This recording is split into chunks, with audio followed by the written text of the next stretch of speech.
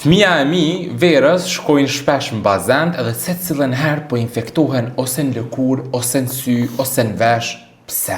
A ka mundësi që është prej urinës ose prej klorit?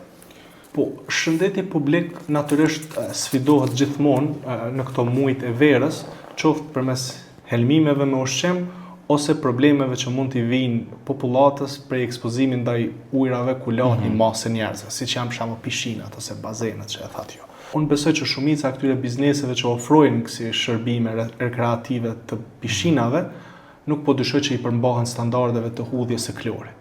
Mirë po edhe klori si mjet që në fakt është baktericid ose i mbyt bakterët dhe viruset, i ka ato efektet anësore kimike, sidomos tek ne që hudhet në sasi më shumë. Se ne kemi atë pretekstin, nëse 1 kg i bën hajër, që t'ja 1,5 kg i bën edhe më shumë hajër. Edhe zakonisht unë po dyshoj që ose po vlerësoj që hudhet më shumë klor, i cili gjithashtu jep efektet ngjashme anësore tek njerëzit. Irritim të lëkurës, irritim të syve, irritim të mukozës, por nuk përjashtohen edhe viruset dhe bakteret të cilat mund ta kontaminojnë pacientin. Si përfundim, a është prej urinës, pi klorit?